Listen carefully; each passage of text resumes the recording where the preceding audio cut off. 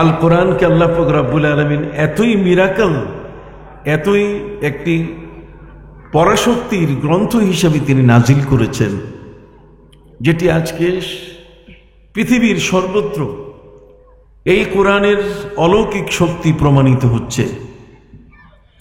আপনি জানেন আমেরিকার সাথে যে সাগরটি, এটি হলো আটলান্টিক সাগর। আটলান্টিক সাগর যেটি পাড়ি দিতে প্লেনে লাগে 10 ঘন্টা। 10 ঘন্টার মতো এত বড় লম্বা সাগর একটি, যেটি প্লেনে পাড়ি দিতে লাগে। আমরা যখন আমেরিকায় যাই তখন এই সাগরটি পাড়ি দিলে আমাদের নিচের তাকালে শুধু পানি ছাড়া আর কিছু দেখা যায় না।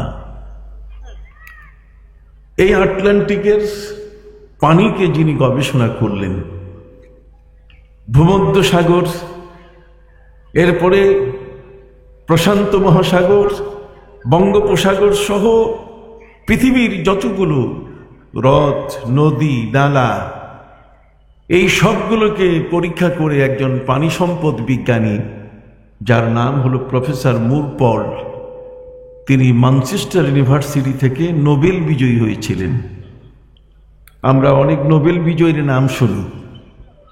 এমন একজন ব্যক্তি যিনি পানি সম্পদ, নদ নদীগুলোতে কি পরিমাণ পানি আছে এবং কোথায় কতটুকু পানি আছে এর পরিসংখ্যান যিনি দিয়েছেন, সেই নোবেল বিজয়ী মানুষটা, তার জীবনে ইচ্ছা হলো যে আমি তো অনেক ধর্মের গ্রন্থ পড়েছি, মুসলমানের কোরআনটা একটু পড়ে দেখি, মুসলমানের কোরআনে কি আছে।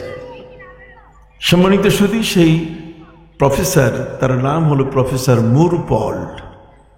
প্রফেসর মুর পল্ট তিনি কোরআন পড়া শুরু করলেন।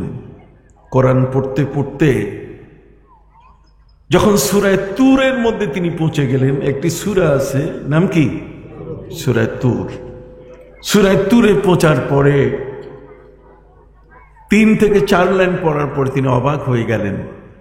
তিনি দেখলেন যে তার এই নোবেল, এই প্রাইজটা, এই যে অ্যাওয়ার্ড, এটা সম্পূর্ণ মূল্যহীন হয়ে আছে কোরআনের কাছে।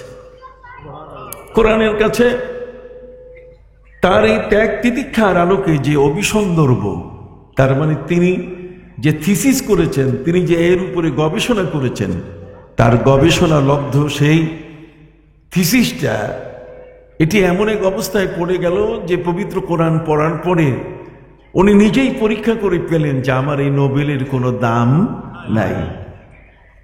পৃথিবীতে নোবেল বিজয়ীরা মনে করে যে আমরা তো বিশাল কিছু করেছি, আমরা যারা পিএইচডি হোল্ডার, ডক্টরেট নিয়েছি, আমরাও মনে করি কেউ কেউ যে অনেক কিছু আমরা জানি। আপনি জানেন ইসলামের পূর্বে কবিতার সম্রাট হিসাবে, কবি সম্রাট হিসাবে যিনি পৃথিবীতে নাম করেছিলেন, সেই মানুষটির নাম হলো হাসান বিন সাবিত। নাম কি? যিনি ছিলেন সঙ্গীত শিল্পী। আজকের ওবায়দুল্লাহ তারিক সাহেব যেমন আপনাদেরকে মায়ের নামে, বাবার নামে প্রয়োজনের বিষয়গুলোকে নিয়ে তিনি আপনাদের সামনে গজল গাইলেন, সঙ্গীত গাইলেন। এই সঙ্গীত শিল্পী হিসাবে হযরতে হাসান বিন সাবিত রাদিয়াল্লাহু তাআলা আনহু, তিনি ছিলেন জাহিলি যুগে, অন্ধকার যুগের একজন কবি সম্রাট। সেই কবি সম্রাট মানুষটি বলছেন যে আমি আমার জীবনে যেখানেই আমি কবিতা লিখেছি, আমার কবিতা ফার্স্ট হয়েছে, এই কবিতাটি মূল্যায়ন হয়েছে সবার উপরে।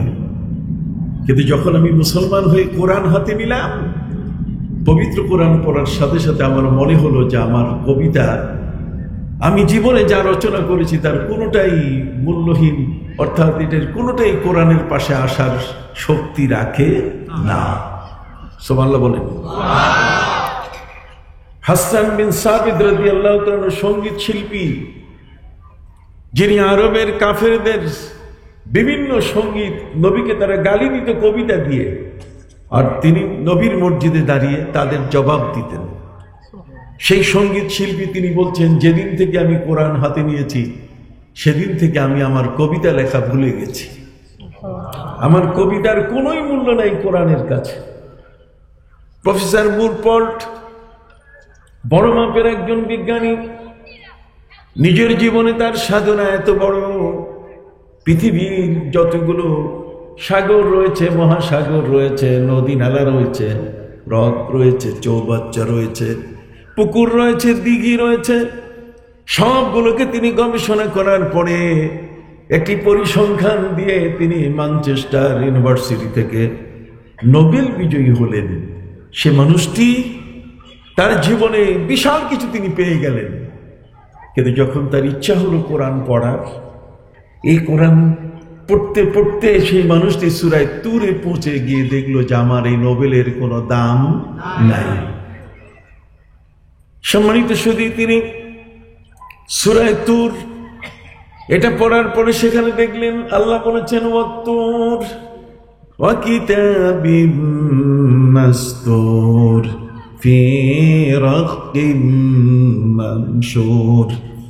আল্লাহ বলেন তুর পাহাড়ের কসম, কোরআন যেখানে রাখা হয় লোহে মাহফুজ, লোহে মাহফুজের কসম। এর অল্প একটু পরে আল্লাহ পাক রব্বুল আলামিনের পবিত্র কোরআনের আয়াত ওয়াল বাহরিল মাসজুর। ওয়াল বাহরিল মাসজুর মানে সমুদ্রের ফুটানো পানির কসম, সমুদ্রের ফুটানো পানির কসম।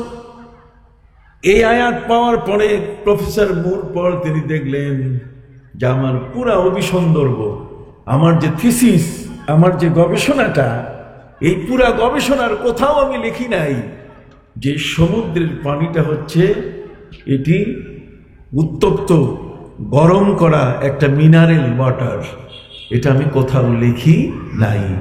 সমুদ্রের ফুটন্ত পানির কসম। তাহলে সমুদ্রের পানিগুলো যে ফুটানো, এগুলো যে মিনারেল করা, সমুদ্রের পানি পান করলে যে পেটের অসুখ হবে না, এই বিষয়টি তিনি বলছেন যে আমার পুরো থিসিসে, আমার গবেষণার পুরাটার কোনো জায়গায় আমি লিখি নাই। অথচ পবিত্র কোরআন তথ্য দিল কি যে সমুদ্রের ফুটানো পানির কি কসম। আপনার কথা বলছেন না কেন? সমুদ্রের ফুটানো পানির কসম। এমন একটি পবিত্র কোরআনের একটা আয়াতের ধাক্কায় প্রফেসর মুরপল্টের জীবনের সবচেয়ে বড় সাধনার নোবেল ভেঙে চুরমার হয়ে গেল। তার ইচ্ছে হলো আমি আমার নোবেল আমি নিজে ছিঁড়ে ফেলবো, কোরআনের এই একটা আয়াতের সামনে এর কোনো মূল্য নাই। সম্মানিত সুধী বন্ধুরা আমার, গত কয়েকদিন আগে আমেরিকার শিকাগোতে একটি হাসপাতালে একসাথে দুজন মায়ের বাচ্চা জন্মগ্রহণ করে, দুজন মা বাচ্চা প্রসব করেন। কয়জন? দুইজন মা বাচ্চা প্রসব করেন। যেখানে ম্যাটারনিটি, বাচ্চা প্রসবের যে জায়গাগুলো যেখানে আছে, কত নারী তাদের বাচ্চা প্রসবের জন্য সেখানে আসেন। এই নারীদেরকে, এই মাদেরকে, মারা বাচ্চা প্রসবকালীন সময়ে কত যাতনা, এক একটি সেকেন্ড এক একটা মৃত্যুর যন্ত্রণা ভোগ করেন। সম্মানিত সুধী, সেই মায়েদের গর্ভ থেকে সন্তানরা জন্ম নিচ্ছে একসাথে, দুইজন, চারজন, পাঁচজন পাশাপাশি। এই শিশুগুলো যেন কখনো বদলে না যায়, এই জন্য শিশুর পায়ের সাথে তারা সেখানে এক ধরনের কষ্টেপ লাগাই দিয়ে মায়ের নাম লিখে দেয়। শিশুর পায়ের সাথে কার নাম লেখে? মায়ের নাম লেখে, যাতে বোঝা যায় এই শিশুটির মা অমুক। সম্মানিত সুধী, শিকাগোতে একটি হাসপাতালে একসাথে দুজন মা সন্তান প্রসব করলেন। সন্তান প্রসব করার পরে এই শিশু দুটির পায়ের মধ্যে যে চিহ্ন, মায়ের নাম লেখা, এটা নার্স ভুলে গেছে। নার্স ভুলে যাওয়ার কারণে এখন এই দুই নারীর পরিবার, তাদের মধ্যে দ্বন্দ্ব শুরু হয়ে গেল। এর মধ্যে একজন নারী, তিনি বাচ্চা প্রসব করেছেন ছেলে, আরেকজন প্রসব করেছেন কি মেয়ে। কথা বুঝতে পারছেন? স্বভাবত ছেলের প্রতি আকর্ষণ সবচেয়ে বেশি। পবিত্র কোরআন মজিদের সূরা আলে ইমরান খুলে দেখেন, দীর্ঘদিন পর্যন্ত গর্ভে কোনো সন্তান নাই। হান্না বিনতে ফাকুস এমন একজন মা, জীবনের 95 বছর বয়স হয়ে গেল, সেই মায়ের গর্ভে কোনো সন্তান নাই। অতএব সেই মা যখন আত্মীয়ের বাড়ি থেকে বেরিয়ে নিজের বাড়িতে আসতেছিলেন, পথিমধ্যে প্রচন্ড রোদ, তিনি একটা গাছের ছায়ার মধ্যে নিচে বসে পড়লেন। গাছের ছায়ার নিচে বসে পড়ার পর কিছু সময় তিনি বিশ্রাম নিতে গিয়ে ঘুমিয়ে পড়লেন। ঘুম থেকে জেগে উঠে তিনি দেখলেন গাছের ডালের মধ্যে একটা পাখি তার ছানাকে আধার খাওয়াচ্ছে। এটা দেখে মায়ের মনের মধ্যে বন্যা শুরু হয়ে গেল। মা ওই মুহূর্তে আল্লাহর কাছে প্রার্থনা করে বললেন, রব্বি ইন্নী নাযারতু লাকা মা ফি বাতনি মুহাররারা। মাবুদ, আমি মানত করলাম, তুমি যদি আমার গর্ভে সন্তান দাও, আমি তোমার কাছে সন্তানের প্রার্থনা করছি, আমি সন্তান তোমার কাছে চাচ্ছি, তুমি যদি আমার গর্ভে সন্তান দাও, তাহলে সেই সন্তানটিকে বাইতুল মুকাদ্দাসের খাদেম বানাই দেব। মা তার দোয়ার মধ্যে কৌশল করে আল্লাহর কাছে চেয়েছেন যে বাইতুল মুকাদ্দাসের খাদেম হতে গেলে তো ছেলে ছাড়া তো মেয়েরা বাইতুল মুকাদ্দাসের খাদেম হবে না। কাজেই তিনি বলছেন যে বাইতুল মুকাদ্দাসের খাদেম বানাই দিব, তার অর্থ হলো যে তুমি আমাকে কি দিও? ছেলে দিও। অতএব ছেলে পাওয়ার প্রার্থনা পৃথিবীর প্রতিটি পরিবার, প্রতিটি ফ্যামিলিতে আছে, যে কারণে ছেলে আমাদের ঘরে আসুক আমরা চাই, মেয়েরাও জন্মগ্রহণ করুক এটাও আমরা চাই। ছেলে আর মেয়ে দুটোকে দিয়েই তো সংসার। বিনয়ের সাথে আপনাদের সামনে আরজ করতে চাই, মা কত কৌশলী। মা তার গর্ভে তিনি বহুদিন পরে জীবনের প্রান্তিক লগ্নে 95 বছর বয়সে মা সন্তানের আবেদন করতে গিয়ে আল্লাহর কাছে আবেদন করছেন, রব্বি ইন্নী নাযারতু লাকা মা ফি বাতনি মুহাররারা। তুমি আমাকে সন্তান দাও প্রভু, তোমার সাথে আমি প্রমিস করলাম, তোমার সাথে আমি ওয়াদাবদ্ধ হলাম, আমার এই সন্তানটি তোমার বাইতুল মুকাদ্দাস মসজিদে আকসার খাদেম বানাই দিব। তাহলে মনের মধ্যে আশা কি? ছেলে না মেয়ে? তবে মেয়েও প্রয়োজন। হাদিস শরীফের মধ্যে এসছে, যখন কোন জাতির উপরে আল্লাহ খুশি হন, কোন সমাজের উপরে যখন আল্লাহ খুশি হন, কোন অঞ্চলের মানুষের উপরে আল্লাহ যখন খুশি হন, তখন তাদের উপরে আল্লাহ বৃষ্টিপাত ঘটান, বৃষ্টি বর্ষণ করেন। আকাশে মেঘ জমে, বৃষ্টি বর্ষিত হয়। যখন কোন পরিবারের উপরে আল্লাহ পাক রব্বুল আলামিন সন্তুষ্ট হন, ওই পরিবারের ওই ঘরের মধ্যে আল্লাহ পাক রব্বুল আলামিন মেহমান পাঠায় দেন। ঘরে মেহমান আসা মানে ওই পরিবারের উপরে আল্লাহ তাআলা কি? সন্তুষ্ট। আর যখন কোন নবদম্পতি ওই পরিবারের সদস্য, বিশেষ করে স্বামী এবং স্ত্রী, এই দুইজনের উপরে যখন খুশি হন, তখন আল্লাহ পাক রব্বুল আলামিন সেই ফ্যামিলিতে কন্যা সন্তান দান করেন। কথা বুঝতে পারছেন? কন্যা সন্তান হচ্ছে আল্লাহর পক্ষ থেকে সবচেয়ে বড় ধরনের একটি উপহার। কথা কি বুঝতে পারছেন? সম্মানিত সুধী, আমার প্রিয় নবী সাল্লাল্লাহু আলাইহি ওয়াসাল্লাম তিনি বলেছেন, তুমি যতবার আল্লাহর কাছে দোয়া করবে, তার চেয়ে বেশি দোয়া করে নিও তোমার ঘরের স্ত্রী এবং তোমার কন্যাদের মাধ্যমে। তুমি ওদেরকে বলিও ওরা যেন তোমার জন্য দোয়া করে, ওরা সবসময় হালাল খায়। তুমি না বাজারে গিয়ে দুষ্টামি করো, সেখানে ফরমালিন মিশাও, কথা বলেন না। তুমি না অফিসে প্রতারণা করো, আন্ডার টেবিলে ঘুষ খাও। তুমি অন্যায় করো, অপরাধ করো, কিন্তু তোমার উপার্জন ঘরে যেটা চলে আসে, তোমার অবলা স্ত্রী এবং তোমার সন্তানেরা যা খায়, এটা সবসময় কি খায়? হালাল খায়। কাজে হালাল খোর, একটা হচ্ছে হারাম খোর, আর একটা কি? হালাল খোর। যে হালাল খায়, সেই হালাল খাওয়া মানুষগুলো যদি হাত তুলে, আল্লাহ তাআলা সেই হাতগুলোকে খালি ফিরাই দেন না। ভাইরা আমার, নারী পৃথিবীর মধ্যে একান্ত প্রয়োজন। বাবা আদমের পাশে আল্লাহ পাক রব্বুল আলামিন তিনি মা হাওয়াকে সৃষ্টি করেছেন। কথা বলেন। তাহলে মা হাওয়া পৃথিবীর মধ্যে মা যদি না আসতেন, মা আর বাবা যদি না হতো, আমরা কি আসতে পারতাম? আমরা কখনই আসতে পারতাম না। এই জন্য পৃথিবীর মধ্যে চাহিদা ছেলে এবং মেয়ের চেয়ে একটি ফ্যামিলিতে চাহিদা থাকে কার? ছেলেদের প্রতি একটু বেশি কি থাকে? চাহিদা থাকে। শিকাগোর হাসপাতালের মধ্যে দুই মায়ের গর্ভ থেকে দুটি সন্তান জন্ম নিল, একটি ছেলে আরেকটা কি মেয়ে। কিন্তু নার্স ভুলে গেছে যে এই বাচ্চা দুইটার পায়ের মধ্যে মায়ের নাম লেখে নাই। এখন মা এবং ওই পরিবারের মধ্যে ঝগড়া শুরু হয়েছে। যে ছেলেটা, দুই মাই এই ছেলেকে ছেলে হিসেবে দাবি করতেছে। দুজন নারী, দুজন মাই বলছেন এই ছেলে আমার। সম্মানিত সুধী, ডাক্তার যারা দুই মায়ের ঝগড়া কিভাবে মিটাবেন তারা কোনোভাবেই তাদেরকে বুঝাতে পারছেন না। এবং এই মেয়েটি, এই ছেলেটি কার, কোন মায়ের, এটা ডাক্তার সাহেবরা নির্ধারণ করতে পারছেন না।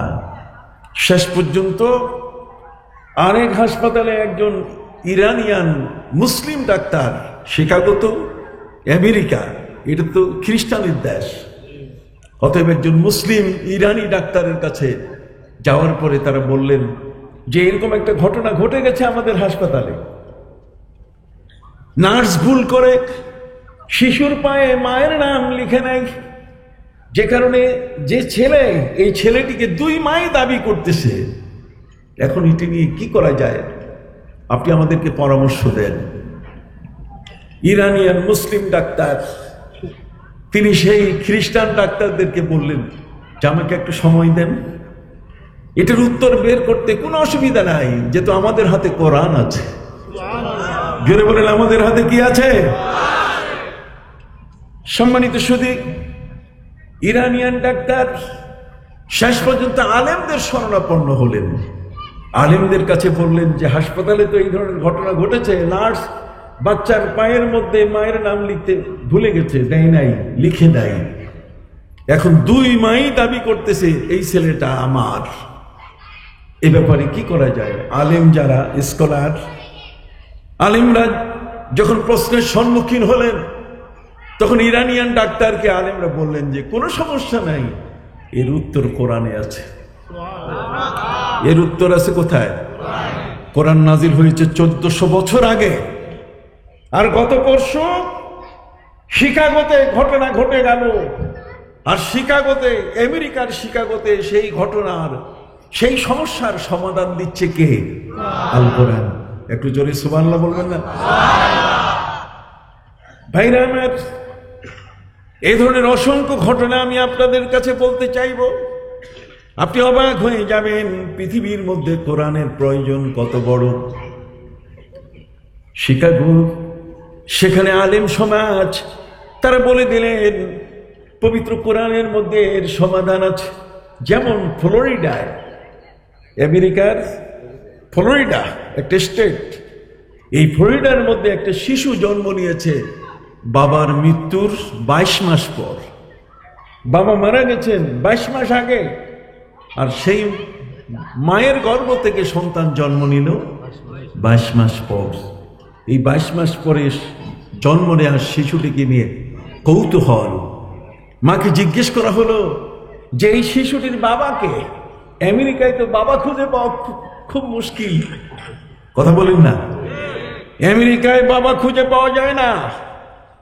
এক একজন নারী 1 মাসে 52টা স্বামী বদলায়। তাহলে যেই দেশের মধ্যে একজন নারী মাসে 52টা স্বামী বদলায়, যেই নারীর জীবনে স্বামীর পরিচয় থাকে না, কুকুরের জীবন, এই কুকুরের সাথে কোন কুকুর এসে তার গর্ভে বাচ্চা দিল, যেমন কুকুরের পক্ষে নির্ণয় করা সম্ভব হয় না, ঠিক মানুষগুলো এমন হয়েছে। আপনাদের কি অসুবিধা হচ্ছে? কয়েকটি কথা বলে যাই। সম্মানিত সুধী বন্ধুরা আমার, ফ্লোরিডার আদালতে একটি বিষয়ে মামলা দায়ের হলো বাবার মৃত্যুর 22 মাস পরে শিশু জন্ম নিয়েছে। এখন মাকে জিজ্ঞেস করা হলো, মা তোমার এই শিশুটি তার বাবাকে? মা বললেন, যে স্বামী আমার মারা গেছে সেই স্বামীরই সন্তান। 22 মাস পরে তোমার গর্ভে সন্তান আসলো, 22 মাস পরে তোমার গর্ভের সন্তানকে তুমি প্রসব করলে, আর তুমি দাবি করতেছো যে এর পিতা যিনি 22 মাস আগে মারা গেছে আমার স্বামী। দুনিয়ার মধ্যে মায়ের গর্ভে সন্তান থাকে 9 মাস 10 দিন, অথবা 10 মাস 10 দিন সন্তান মায়ের গর্ভে থাকে। প্রতি 40 দিন পর পর মায়ের গর্ভে আমাদের জীবনের পরিবর্তন আসছে। সুম্মা খালাকনান নুতফাতা আলাকাতান ফাখালাকনাল আলাকা فخلقنا العلقة مضغة فخلقنا المضغة عظاما فكسونا العظام لحما فتبارك الله أحسن الخالقين। কি জটিল এবং কঠিন! ফ্লোরিডার আদালতে মামলা দায়ের হয়ে গেল এই শিশুটিকে নিয়ে, যে বাবার মৃত্যুর 22 মাস পরে শিশুটা কি হয়েছে? জন্মগ্রহণ করেছে। একটু কোরআনিক তথ্য কয়েকটা নেন, তাহলে বুঝতে পারবেন যে আমার কোরআন বাকি যেগুলো বলেছে, নামাজের কথা, হজের কথা, রোজার কথা, এগুলোর গুরুত্ব কতটুকু আপনি একের পর এক বুঝতে পারবেন। সম্মানিত সুধী, সমস্ত লোক বলছে এই শিশু তোমার নয়, এটা জারজ সন্তান, এটি বাস্টার্ড। কিন্তু মা বলছে না, এই শিশু বাস্টার্ড নয়, জারজ নয়। অতএব তার বাবা 22 মাস আগে যিনি মারা গেছেন। বিষয়টি নিয়ে রিট হলো, আদালতে চলে গেল। আদালতের যিনি বিচারক তিনি এটা দেখে অবাক হয়ে গেলেন যে একটা শিশু মায়ের গর্ভে 22 মাস থাকে কি করে। কথা কি বুঝতে পারছেন? আমেরিকায় কি বেশি দিন থাকে নাকি? সারা পৃথিবীর সমস্ত মানুষের তো একই নিয়ম। অতএব ফ্লোরিডার আদালতে যিনি মুনসিফ, যিনি জজ, বিচারক, তিনি সময় নিলেন যে দেখি এটার কি সমাধান দেওয়া যায়। বছরের পর বছর গড়াই গেল, কোনো সমাধান তারা দিতে পারছে না। শেষ পর্যন্ত আমেরিকান, ইউরোপিয়ান এই সবগুলো একসাথে মিলে, ডাক্তার, ব্যারিস্টার, আইনজীবী, যিনি বিচার করেন, বিচারক, সবাই মিলে একসাথে বসে গেলেন। বসার পরে টেবিলে বৈঠক হলো। সেই বৈঠকের মধ্যে সিদ্ধান্ত হলো যে এই শিশুটি বৈধ না অবৈধ, এর সিদ্ধান্ত একমাত্র দিতে পারে কোরআন। জোরে বলেন, একমাত্র দিতে পারে কি? তাহলে কোরআনের সিদ্ধান্ত আমরা শুনবো। রাজি আছেন কিনা? আবার হাত তুলে একটু দেখান, রাজি আছেন কিনা? কোরআনের সিদ্ধান্তটা কি দেখেন, আপনি অবাক হয়ে যাবেন। পৃথিবী আজকে অবাক হয়ে যাচ্ছে। শিকাগোর হাসপাতালে ওই 2 মা ছেলেটাকে নিয়ে, ছেলে বাচ্চাকে নিয়ে যখন ঝগড়া করছে, ইরানিয়ান মুসলিম ডাক্তার আলেমদের কাছে গিয়ে বলছে, আলিম সাহেবরা, আপনার স্কলার, হাসপাতালে এখন এই বাচ্চা ছেলে, এর প্রকৃত মাকে এটা কিভাবে বের করা যাবে? কথা বুঝতে পারছেন? তখন আলেমরা বললেন যে আমাদের কোরআনে আছে। কয় কোরআনে কি আছে? কয় কোরআনের মধ্যে সূক্ষ্ম ইঙ্গিত আছে। লিযযাকারি মিসলু হাযিল উনসায়াইন, কোরআনের মধ্যে সুন্দর এর ফয়সালা আছে। যে শিশুটি মায়ের বুকের দুধ খেয়েছে, ছেলে যে যার গর্ভে জন্ম নিয়েছে, যে মা ছেলে দিয়ে গর্ভে নিয়েছেন, জন্ম দিয়েছে, সেই মায়ের বুকের দুধ, আর যে মা মেয়ে জন্ম দিয়েছে সেই মায়ের বুকের দুধ, দুইটাকে যদি একসাথে করা যায়, তাহলে মেয়ের মায়ের বুকের দুধের চেয়ে ছেলে যে তার মায়ের বুকের দুধ 2 গুণ ওজন বেড়ে যাবে। 2 গুণ ওজন কি সিদ্ধান্ত দিলেন কারা? এই যে মৌলবী সাহেবরা, যাদের আলোচনা শোনার জন্য আজ আপনারা এখানে এসে বসছেন, এই আলেম সম্প্রদায়, তারা বললেন যে ছেলের মায়ের বুকের দুধের ওজন হবে 2 গুণ মেয়ের মায়ের বুকের দুধের চেয়ে। তারা জানতে চাইলেন যে কোরআনে যেটা আছে এর কোনো আদৌ কি পৃথিবীতে প্রমাণ আছে? আছে। হযরত আলী রাদিয়াল্লাহু তাআলার যুগে এই ধরনের একটা ঘটনা ঘটেছিল। হযরত আলী রাদিয়াল্লাহু তাআলা যখন তিনি শাসক, 6 বছর তিনি মুসলিম জাহানের শাসক ছিলেন। এই 6 বছরের মধ্যে অন্ধকারের মধ্যে 2 জন নারী সন্তান প্রসব করেছে। তাদের একজনের গর্ভ থেকে ছেলে জন্ম নিয়েছে, আরেকজনের গর্ভ থেকে কি মেয়ে। আপনি দেখছেন প্রত্যেকে কোথায় রেফারেন্স। হযরত আলী রাদিয়াল্লাহু তাআলা আনহু, তার কাছে বিষয়টি নিয়ে মামলা আসলো। মামলা দায়ের হলো। আলী রাতের অন্ধকারে গভীরে 2 জন মা সন্তান প্রসব করেছেন। এই 2 জন মায়ের গর্ভ থেকে একজনের থেকে ছেলে, আরেকজনের থেকে মেয়ে, কিন্তু অন্ধকার হওয়ার কারণে এটা পরে নির্ণয় করা সম্ভব হয় নাই। এখন ছেলে সন্তান নিয়ে 2 মায়ের ঝগড়া। এই ঝগড়াটা কেমনে নিরসন করা যায়, কেমনে শেষ করা যায়? হযরত আলী রাদিয়াল্লাহু তাআলা বললেন যে তোমরা ওই 2 মাকে বলো তাদের বুকের দুধ এটা যেন একটা পাত্রে তারা দেন। এক মায়ের দুধ এক পাত্রে হবে, আরেক মায়ের দুধ আরেক পাত্রে। হযরত আলী রাদিয়াল্লাহু তাআলার সামনে নেওয়া হলো যে আলী, এখন 2 মায়ের বুকের দুধ, এই শিশুর মুখের দুধ যেগুলো মায়ের বুক থেকে খাবে, সেই দুধ 2টো পেয়ালায় আপনার সামনে আনা হলো। এখন কি ফয়সালা হবে? কেমনে বুঝবো যে এই মায়ের এই ছেলে আর এই মায়ের এই মেয়ে? তখন হযরত আলী রাদিয়াল্লাহু তাআলা বললেন, দেখো তোমরা কি পবিত্র কোরআনে পড়ো নাই যে একজন পুরুষ নারীর চেয়ে বেশি খায়? একজন মহিলা যে পরিমাণে খায় তার চেয়ে একজন পুরুষ কি বেশি খায়। তার খাবার শেষ নাই, চানাচুর থেকে নিয়ে কতক্ষণ না ওই যে পেঁয়াজুর, দুনিয়ার বাজারের যা খাবার সবটা পেটের মধ্যে ভরে, কিন্তু একজন মা না খেয়ে তার স্বামী তার বাচ্চাকে বেশি খাওয়ায়। যদি বলেন সুবহানাল্লাহ। শুধু তাই নয়, বরং পবিত্র কোরআন মজিদে আল্লাহ পাক রব্বুল আলামিন তিনি বলে দিয়েছে একজন পুরুষ 2 জন নারীর অংশ পাবে। লিযাকরি মিসলু হাজ্জিল উনসাইন, ভাই বোনের মধ্যে 1 ভাই 2 বোন, অথবা 1 ভাই যে পরিমাণ সম্পদ পাবে 2 বোন কি সেই পরিমাণ, অথবা 2 বোন যে পরিমাণ সম্পদ পাবে 1 ভাই কি সেই পরিমাণ। তাহলে ভাইয়ের ওজনটা বোনের চেয়ে একটু কি বেশি। আপনি সুবহানাল্লাহ কইবেন না? পাশে কিন্তু আমার বোনেরা আছে, তারা বলছে তাহলে আমরা এত বঞ্চিত হয়ে গেলাম, আল্লাহ আমাদেরকে বঞ্চিত করলেন না। আপনাদেরকে আল্লাহ বঞ্চিত করেন নাই, আপনাদের পায়ের নিচে সন্তানের বেহেশত ঘোষণা করা হয়েছে। সুবহানাল্লাহ। আল জান্নাতু তাহতা আকদামিল উম্মাহাত, মায়ের পায়ের নিচে সন্তানের বেহেশত।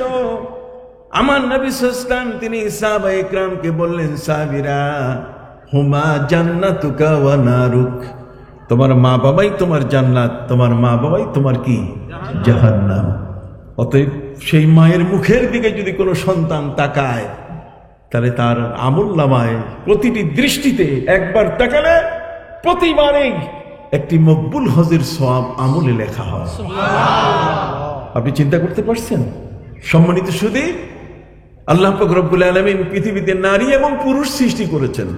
আল্লাহ বলছেন, ইন্না খালাকনাল ইনসানা মিন নুতফাতিন আমশাজ, মিন নুতফাতিন আমশাজিন নাবতালিহি ফাজআলনাহু সামিআন বাসীরা। আল্লাহ বলছেন নারী আর পুরুষের মাধ্যমে 2 জনের একত্রিত হওয়ার মাধ্যমে আমি তৃতীয় অর্থাৎ আরেকজন মানুষ আমি পৃথিবীতে সৃষ্টি করেছি। কথা বুঝতে পারছেন? আমশাজিন শব্দের অর্থ হচ্ছে 2 জনের যৌথ মিলন। এখন 2 জনের মাধ্যমে একজন সন্তান পৃথিবীতে আসছে। আমার নবীজিকে জিজ্ঞেস করা হয়েছে, নবীজি আমার দেহের মধ্যে আমার মাও শরীক আছেন, আমার বাবাও কি শরীক আছেন? আপনি কথা বলছেন না কেন? আমার দেহটা এটা বাবাও এর মধ্যে অংশীদার আর মাও এর মধ্যে কি। প্রিয় নবী সাল্লাল্লাহু আলাইহি ওয়াসাল্লামকে প্রশ্ন করা হয়েছে, নবীজি বলুন তো মায়ের দ্বারা কোন কোন দেহের অঙ্গ তৈরি হয় আর বাবার দ্বারা দেহের কোন কোন অঙ্গ তৈরি হয় মা বাবা 2 জনের মাধ্যমে? আপনি তো কোরআনে বলেছেন, ইন্না খালাকনাল ইনসানা মিন নুতফাতিন আমশাজ। মা বাবা উভয়ের মাধ্যমে একটি মানুষের জন্ম। অতএব সেই মানুষটি, সেই শিশুটি তার দেহের বাবার মাধ্যমে কোন কোন অঙ্গ তৈরি হয়, মায়ের মাধ্যমে কোন কোন অঙ্গ তৈরি হয়, নবীজি বলেন। মহাবিজ্ঞানী মহানবী সাল্লাল্লাহু আলাইহি ওয়াসাল্লাম তার উত্তর দিচ্ছেন, শুনেন কি চমৎকার উত্তর। প্রিয় নবী সাল্লাল্লাহু আলাইহি ওয়াসাল্লাম তিনি বললেন, শোনো আমার উম্মতরা, পৃথিবীতে যারা অনাগত, এখন আমার যুগ তোমরা পাও নাই, তোমরা শুনে নাও। মায়ের মাধ্যমে চোখ তৈরি হয়। এই যে চোখটা কার বলতেছে না? চোখটা কার? চোখ হলো মায়ের। মায়ের পক্ষ থেকে সন্তানের চক্ষু তৈরি হয়, আর বাবার পক্ষ থেকে মাথার মগজ তৈরি হয়। সুবহানাল্লাহ, তাও আসতে হইল, বলে যাই শোনেন। সম্মানিত সুধী, যদি কোনো সন্তান তার মায়ের দিকে রাঙ্গা চক্ষু দেখায়, মায়ের সাথে যদি বেয়াদবি করে, তাহলে তার চোখের জ্যোতি আস্তে আস্তে নষ্ট হয়ে যাবে, চোখের জ্যোতি তার থাকবে না। এই চোখটা তৈরি কার পক্ষ থেকে? সম্মানিত সুধী, বাবার পক্ষ থেকে মগজ তৈরি হয়। অতএব কোনো শিশু, কোনো সন্তান যদি বাপের সাথে বেয়াদবি করে, যদি বাবার সাথে কোনো কারণে নাফরমানি করে, বাবার কথা যদি না শুনে, আস্তে আস্তে তার মগজ নষ্ট হয়ে যাবে। আস্তে আস্তে সে ম্যাট, পাগল হওয়া শুরু করবে। তার মাথা আস্তে আস্তে নষ্ট হয়ে যাবে। এই মাথার মধ্যে বুদ্ধির শক্তি কমে যাবে। তার মধ্যে যে জ্ঞানের ভান্ডার, সেই জ্ঞানটা তার মধ্যে আস্তে আস্তে কমে যাবে, যেহেতু সে বেয়াদবি করেছে কার সাথে?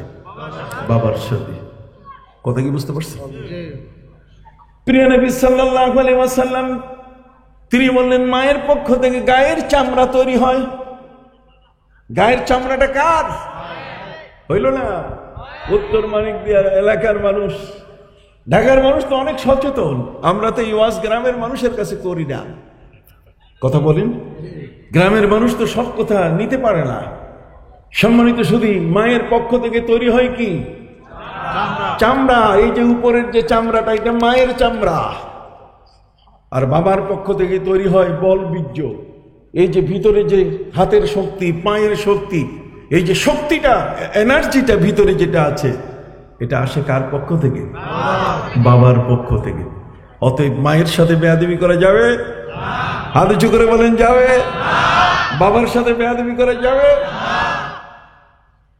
বন্ধুরা আমার, হযরতে আলী রাদিয়াল্লাহু তাআলা আনহু তিনি শোনালেন, শোনো, পবিত্র কোরআন মজিদে আল্লাহ পাক রব্বুল আলামিন তিনি বলে দিয়েছেন, ওয়াস্তাশহিদু শাহিদাইনি মিনার রিজাল। যখন কোনো বিচার আসবে, সেই বিচারের মধ্যে তোমরা দুজন সাক্ষীর সাক্ষ্য নিবে। এই দুইজন সাক্ষী হবে পুরুষ। কি হবে? হয় না, আরো একটু জোরে বলতে হবে। হতে হবে কি? আল্লাহ বলছেন পবিত্র কোরআন মজিদে, ওয়াস্তাশহিদু শাহিদাইনি মিনার রিজাল। দুইজন পুরুষ সাক্ষী দিতে পারবে। কথা বুঝতে পারছেন? সাক্ষ্য দিতে গেলে কয়জন লাগবে?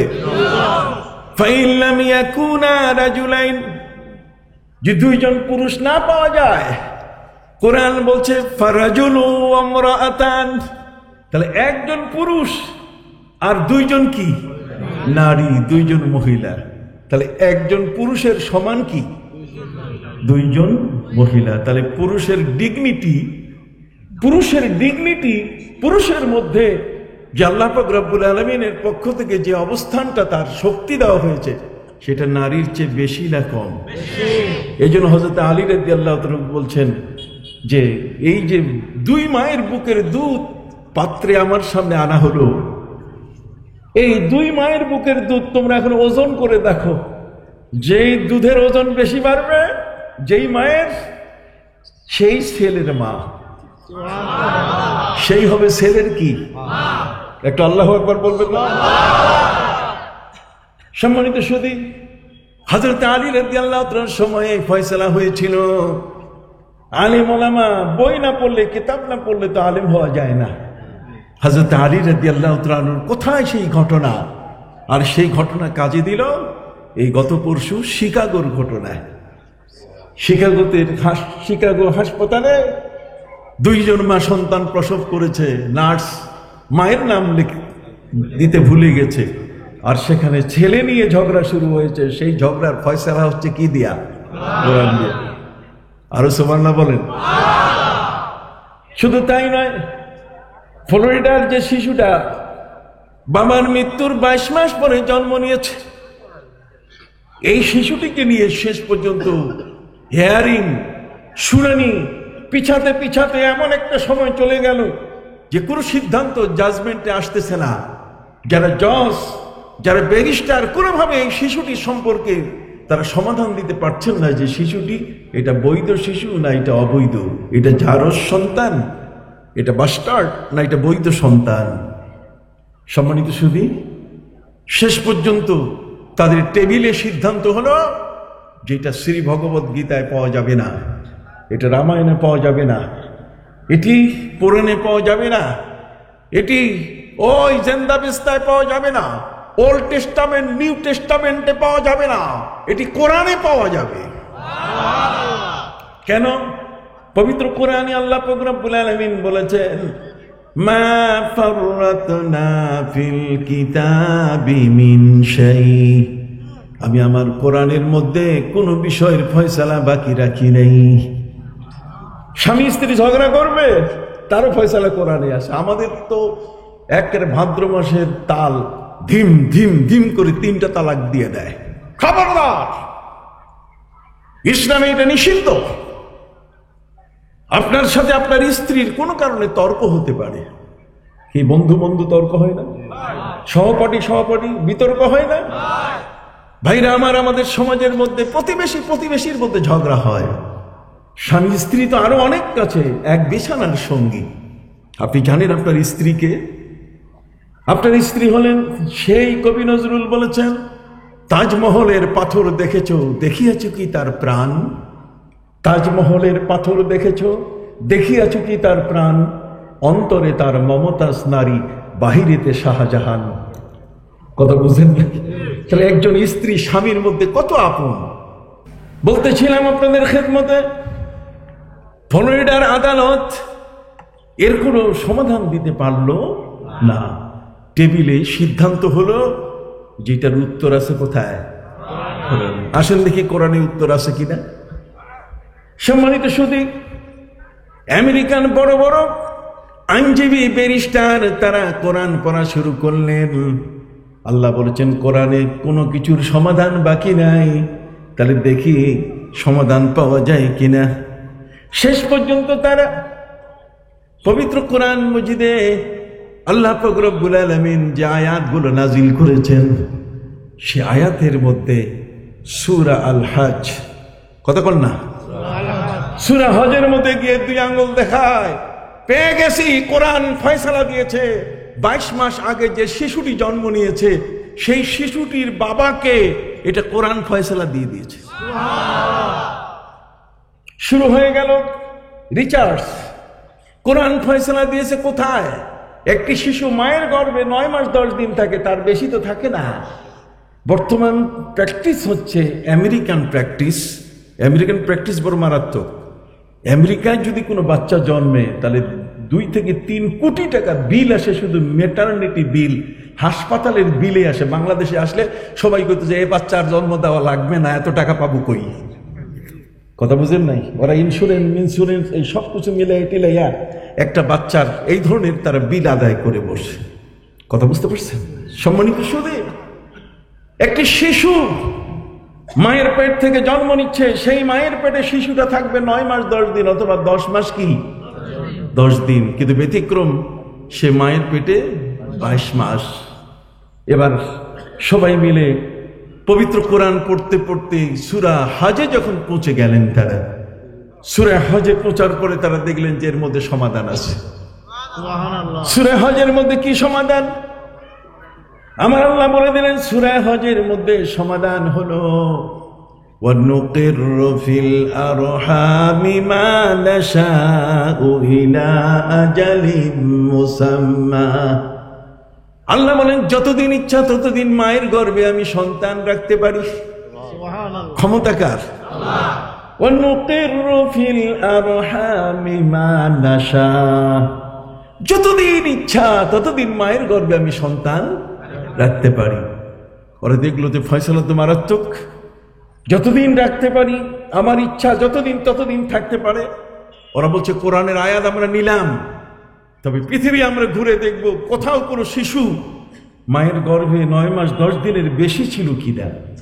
শেষ পর্যন্ত তার সিদ্ধান্ত নিলেন যে প্রথম টেস্ট মদিনা শরীফে হবে, আরবের জমিনে হবে, কোরআন নাজিল হয়েছে সেই দেশে, অতএব আমরা সেখানে যাই, নবীর মদিনায় গিয়ে দেখি এর কোনো প্রমাণ আছে কিনা। তারা সেখানে গিয়ে দেখলেন যে ইমাম মালিক রহমতুল্লাহ আলাইহি, যিনি নবীর মসজিদের ইমাম, সেই মালিক তিনি তার মায়ের পেটে 24 মাস ছিলেন। মায়ের পেটে 24 মাস ছিলেন। আপনি ইমাম শাফির নাম শুনছেন কিনা? হানাফি বলেন, শাফি বলেন, মালিকি বলেন, এই যে বড় বড় ইমাম, তার মধ্যে ইমাম শাফি তিনি মায়ের পেটে ছিলেন 26 মাস। তাহলে আপনার তথ্য জানতে হবে তো। কোরআন সাপোর্ট করছে ওয়ানুকিরু ফিল আরহামি মা নাশা, আমি যতদিন ইচ্ছা ততদিন মায়ের গর্ভে কি রাখতে পারি? সন্তান রাখতে পারি। অতএব সেই শিশুটির ব্যাপারে সিদ্ধান্ত হয়ে গেল যে শিশুটি একটি বৈধ শিশু। কিন্তু সাধারণ নিয়মে আমাদের সমাজ, আমরা যতটুকু জানি, 9 মাস 10 দিন, 10 মাস 10 দিন একটি শিশু মায়ের গর্ভে থাকে। কি বলেন ঠিক কিনা? সম্মানিত সুধী বন্ধুরা আমার, এই পৃথিবীর মধ্যে অসংখ্য এমন ঘটনা, তার মধ্যে প্রফেসর মুর পর তার নোবেল নিয়ে সমস্যায় পড়ে গেছেন। কি বলেন ঠিক না? সমুদ্রের সম্পর্কে পবিত্র কোরআনের আয়াত, ওয়াল বাহরিল মাসজুর, সমুদ্রের ফুটানো পানির কি কসম। সমুদ্রের ফুটানো পানির কসম, তার মানে সমুদ্রের সমস্ত পানি ফুটাতে গেলে নিশ্চয়ই সমুদ্রের নিচে চুলা আছে। কাজে চলো কোরআনের দিক নির্দেশনা অনুযায়ী সমুদ্রের সমস্ত পানিগুলো যখন ফুটানো, নিশ্চয়ই নিচে তার চুলা আছে, চুলা খুঁজে দেখি। সম্মানিত সুধী, চুলা খুঁজতে গেলে এখানে কিছু করতে হবে তাদের। এই জন্য প্রফেসর মুর পল এই চুলা বের করার জন্য আটলান্টিকের উপরে মেরিন স্টেশন করলেন। মেরিন স্টেশন করে 100 জন মেরিন ইঞ্জিনিয়ার, তাদেরকে তিনি বললেন যে তোমরা পাইপ ঢুকাও, দেখি সাগরের তলে চুলা পাওয়া যায় কিনা।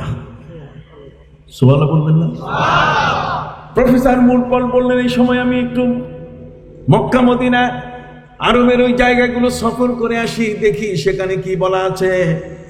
মদিনা মুনাওয়ারায় গিয়ে তিনি পেয়ে গেলেন সমাধান। নবী করিম সাল্লাল্লাহু আলাইহি ওয়াসাল্লাম বলেছেন ইন্না তাহতাল বাহরে নার, সহিহ মুসলিমের হাদিস, যে পানির নিচে আগুন আছে। পানির নিচে কি আছে? আগুন আছে। এই জন্যই তো কাপ্তাই নদী থেকে আমাদের বিদ্যুৎ সাপ্লাই হতো। কি বলেন ঠিক কিনা? পানির থেকে বিদ্যুৎ সাপ্লাই হয়, এই পানির থেকে বিদ্যুৎ আসে, এই তথ্য দিয়েছে কোরআন। জোরে বলেন, এই তথ্য কে দিয়েছে? কোরআন দিয়েছে। অতএব সম্মানিত সুধী, আমি এদিকে বেশি দূর যাব না, আমার তো আপনাদেরকে নিয়ে কথা আছে। কথা বুঝতে পারছেন? খুব সংক্ষেপে আপনাদের কাছে এগুলো দিচ্ছে এই কারণে যে আপনার মাথাটা যেন পরিষ্কার হয় যে আমার কোরআন হলো বিশ্বের সেরা গ্রন্থ। আমার কোরআন হলো এই পৃথিবীর সর্বশ্রেষ্ঠ কি গ্রন্থ। এই কোরআন বাদ দিয়ে অন্য কোথাও যাওয়া যাবে না। পৃথিবীর যে কোনো বিষয়ের সিদ্ধান্ত আমাকে নিতে হবে কি দিয়ে? কোরআন দিয়ে। কোরআনের বাইরে যাবার কোনো সুযোগ নাই। সুন্নাহর বাইরে, প্রিয় নবী সাল্লাল্লাহু আলাইহি ওয়াসাল্লামের দিক নির্দেশনার বাইরে যাবার কোনো সুযোগ নাই। অতএব ফ্লোরিডার সেই শিশুটির সম্পর্কে যেমন ফয়সালা হয়েছে কোরআনে, ঠিক সমুদ্রের ফুটন্ত পানির ফয়সালা হচ্ছে কোরআনের মাধ্যমে। ভাইরা আমার, তিনি মদিনার এরিয়া আরব জগৎ ঘুরে দেখলেন। আমার প্রিয় নবী সাল্লাল্লাহু আলাইহি ওয়াসাল্লাম তিনি বলেছেন ইন্না তাহাতাল বাহরে নার, সমুদ্রের পানির নিচে আগুন আছে। তাহলে দেখো পানির নিচে সমুদ্রের তলে আগুন পাওয়া যায় কিনা। সম্মানিত সুধী, পাইপ ঢুকাতে ঢুকাতে 35,000 ফিট আটলান্টিকের বুকে মেরিন স্টেশন করে তারা পাইপ ঢুকানো শুরু করলো, কোনো কিছু খুঁজে পায় না। তার প্রফেসর মুর পলকে বলল যে স্যার কিছুই তো খুঁজে পাওয়া যাচ্ছে না। উনি বললেন না, প্রিয় নবী সাল্লাল্লাহু আলাইহি ওয়াসাল্লাম মুসলমানের নবী বলেছেন সমুদ্রের পানিগুলো ফুটানো পানি, নিশ্চয়ই এর নিচে আগুন আছে। এরপরে পাইপ ঢুকাতে গিয়ে 36,000 ফিট নিচে গিয়ে দেখে শুধু আগুনের সাগর। জোরে বলেন শুধু কি আগুনের সাগর। মেরিন ইঞ্জিনিয়াররা 100 জন মেরিন ইঞ্জিনিয়ার তার সাগরে, তারা বললেন স্যার পেয়ে গেছি, মুসলমান যেটাকে জাহান্নাম বলে ওটা মাটির নিচেই দূরে এখনো আছে, দাউ দাউ করে সেখানে আগুন জ্বলছে। সুবহানাল্লাহ বলেন, দাউ দাউ করে সেখানে কি জ্বলছে? আগুন জ্বলছে।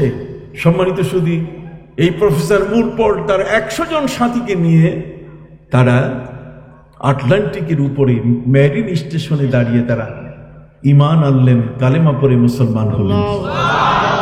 আমি কানাডায় গিয়েছি।